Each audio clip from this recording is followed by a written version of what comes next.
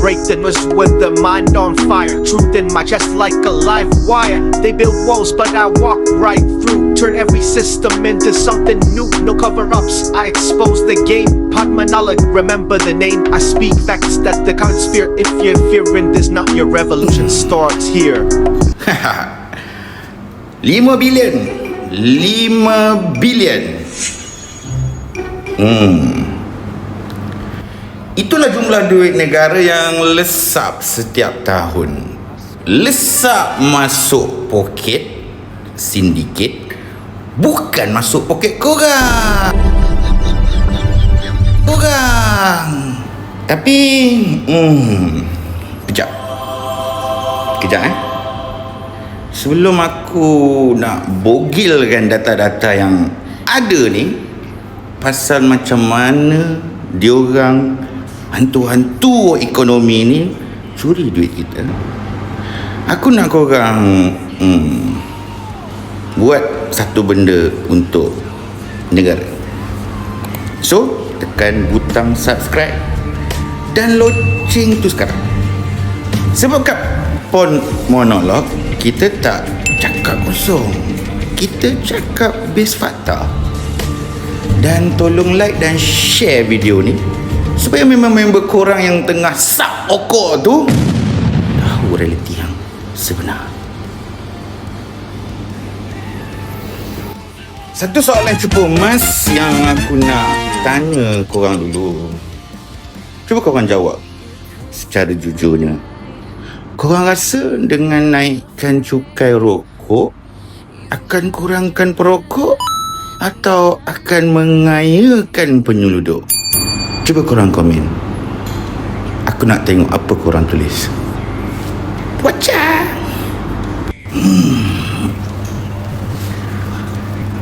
Bila kita cakap pasal rokok seluduk, ramai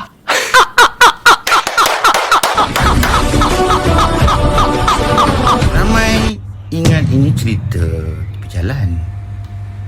Tapi datang Mei 2024, tahun lepas lah, menunjukkan satu fakta yang menakutkan dengan 55.6% pasaran rokok Malaysia adalah rokok yang tak sah. Aku marah, aku jealous? Tak. Maknanya apa? Maknanya majoriti perokok di Malaysia ramai yang tak bayar cukai. Sistem kita kalah dengan pasaran gelap, bro. Dan modus operandi mereka dah berubah.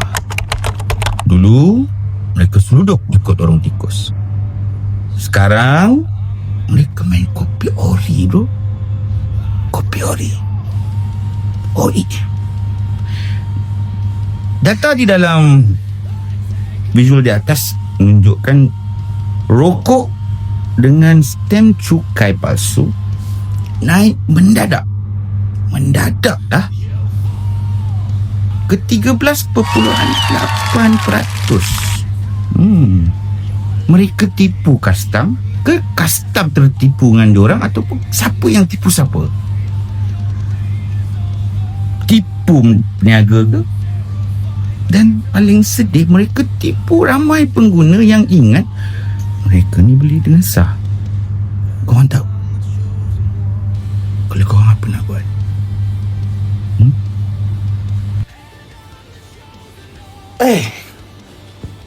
Aduh.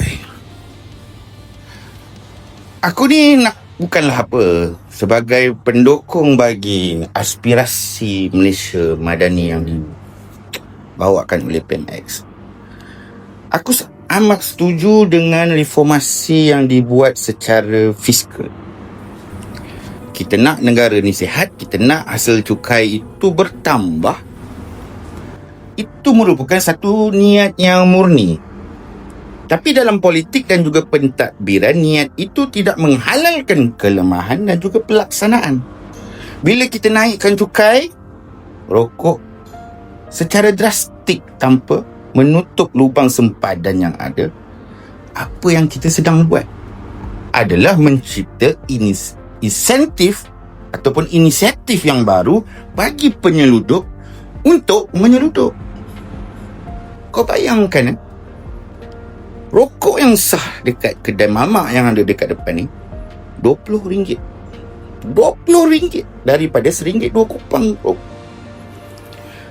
Dari RM70 2 kupang.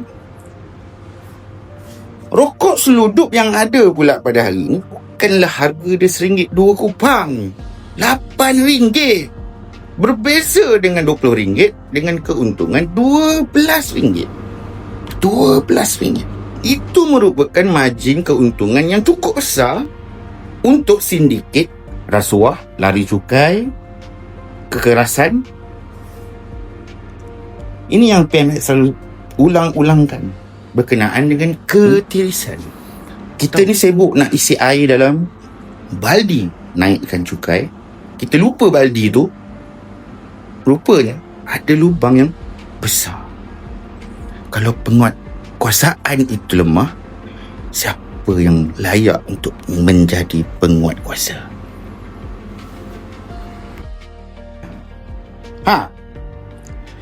Kami ni dulu nak masuk belajar harapkan beasiswa. Tapi sekarang siapa yang paling terkesan? Kami juga. Bukan orang kaya yang duduk dekat bangsa tu. Bukan. Tapi peniaga kecil kita, kedai runcit yang jujur, jualan mereka jatuh sebab orang cari yang lebih murah di pasaran. Dalam 5 bilion yang hilang itu ada duit kita.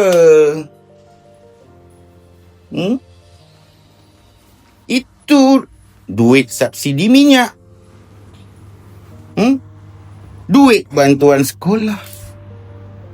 Duit ubat kat klinik kerajaan. Mana nak mampu pergi klinik swasta? Bila ketirisan itu berlaku, yang rugi bukan menteri, bukan. Tapi Makcik Kia, Makcik Minah yang dekat kampung, dekat hutan lintang Simpang 4, Sungai Dulang. Siapa nak peduli kat dia?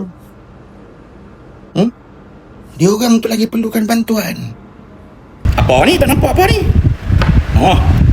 Bawa nampak. Reformasi ni bukan magic abracadabra. Satu-satu reform ni satu-satu dengan betul-betul. Bukan abracadabra. Lebih baik pakai kemenyan, lagi senang.